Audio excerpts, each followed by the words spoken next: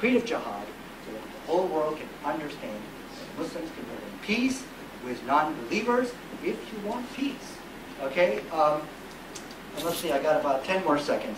If you notice the 7 arguments on my website, or I'm sorry, that I've given you, he has not refuted. The only thing I got to do now, he said he wanted specifically written in the Quran, where does it say that I'm fighting these people because they're committing oppression against people?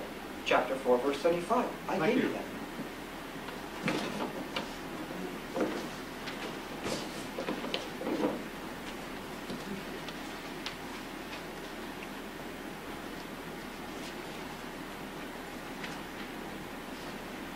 Well, I actually looked up that passage Nadir was quoting. I think I'm going to read it. Do I have one more? Do I have one more 3 minutes after this?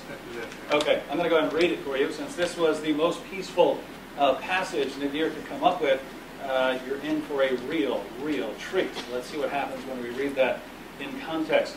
But again, we need to go. So even if this passage weren't violent, think about what Nadir is telling us. Every time I quote Ibn Ishaq to a Muslim, he says, I don't believe in Ibn Ishaq.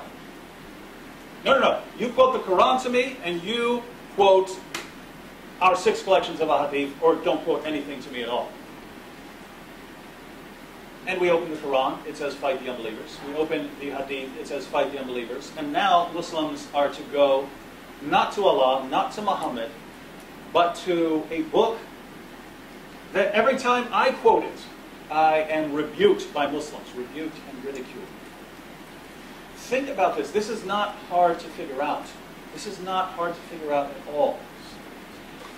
Clear book, fully explained in detail. Fight those who do not believe in Allah. Nadir says means something else.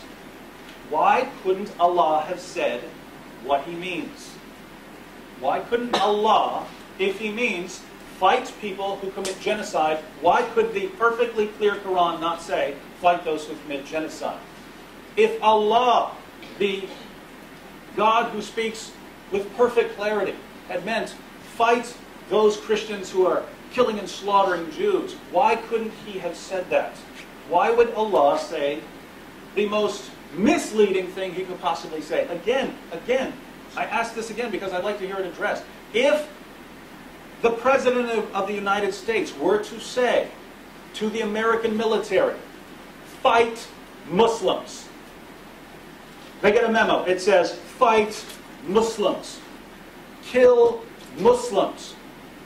Would you think it reasonable at all if later on, when people react and say, oh, what a bigot, what a hate monger, what an Islamophobe, commanding soldiers to kill Muslims, would you think it's a perfectly reasonable defense to say, well, what I meant was fight those particular Muslims who are attacking the United States and terrorizing us. That's what I really meant. Wouldn't you say, how dare you give such a misleading, misrepresented verse? How dare you do that? How dare you do that? Look how much bloodshed would result because you're not clear. And that's what Nadir tells us about his God. His God is not as clear as anyone in this room.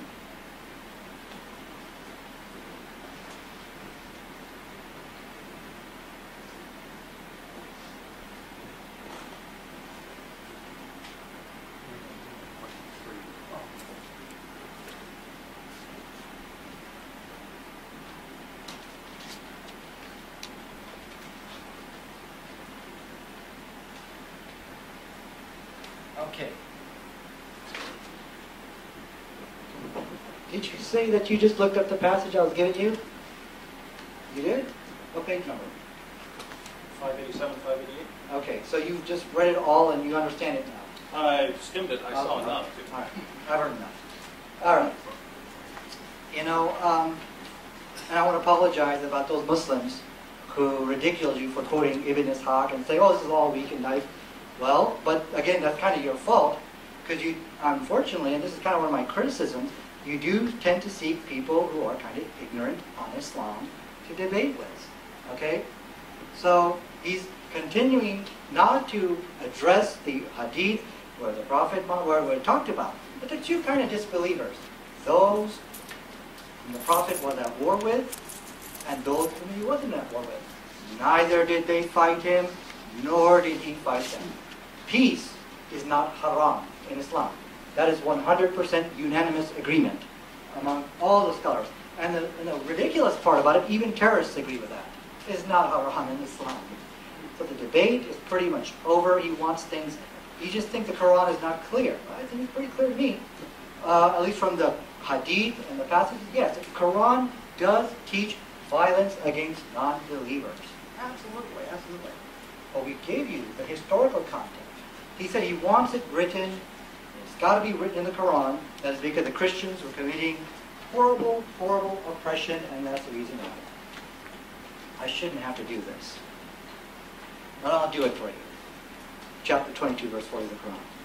It says over there, "For had it not been that Allah checks one set of people by means of another," checks one set of people by means of another. So God is bringing these jihadists out of the Arabian Peninsula to check the Christians. Look what the good Lord said. He said, monasteries, churches, synagogues, and mosques where Allah's name is mentioned would surely have been pulled down. That's, I believe, what you're looking for. So jihad, according to chapter number 22, verse 40, so God, and I don't know, I can't explain this. Why does God want the worship of false religion? I don't know. That part, I can honestly tell you, I don't know. But he said the reason why I bring these jihadists out of the Arabian Peninsula, he said, because monasteries, churches, synagogues, and mosques where Allah's name is mentioned would surely have been pulled down. And who were the greatest persecutors? Who were the people who were torturing people and killing anyone who did not accept Christ as Lord and Savior? They were the Christians. They were the Christians who were doing this. And there were the never-ending wars between the pagans and the Christians. And so yes, Allah does teach to fight against non-believers. Thank you.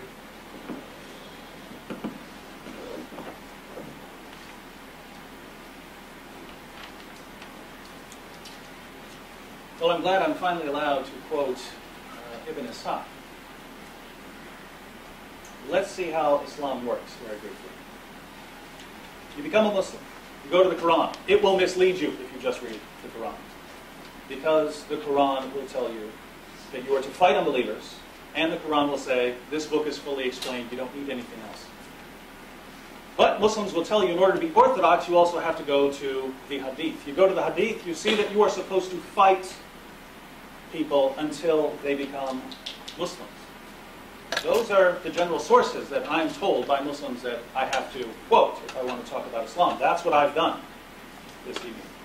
But Nadir has come along and said, no, you have to go to the Sirah literature. Now, just for the record, I think the Sirah is a better historical source. And that's why I'm glad that this will be open in future debates with Nadir. This is from Ka'b bin Malik. Our leader, the Prophet, firm, pure of heart, steadfast, continent, straightforward, full of wisdom, knowledge, and clemency, not frivolous nor light-minded. We obey our Prophet. You obey him when he says to fight unbelievers? We obey our Prophet and we obey a Lord who is the compassionate, most kind to us. Most kind to us. If you offer peace, we will accept it and make you partners in peace and war. How are you going to make peace with the Muslims? If you refuse, we will fight you doggedly. 'Twill be no weak, faltering affair. We shall fight as long as we live till you turn to Islam, humbly seeking refuge. We will fight not caring whom we meet, whether we destroy ancient holdings or newly gotten gains. How many tribes assembled against us, their finest stock and allies? They came at us thinking they had no equal, and we cut off their noses and ears with our fine polished Indian swords, driving them violently before us to the command of God and Islam, until religion is established just and straight, and Alat and Alusa and Wood are forgotten, and we plunder them of their necklaces and earrings, for they have become established and confident, and he who cannot protect himself must suffer disgrace. This is Nadir's evidence that Islam does not promote violence towards non-believers. This is his best case. He couldn't go to the Quran, couldn't go to the Hadith. He goes to the Sirah literature and a quote by one of Muhammad's soldiers who says, We fight them. We cut off their noses until they become Muslims. I think we have our answer to our topic.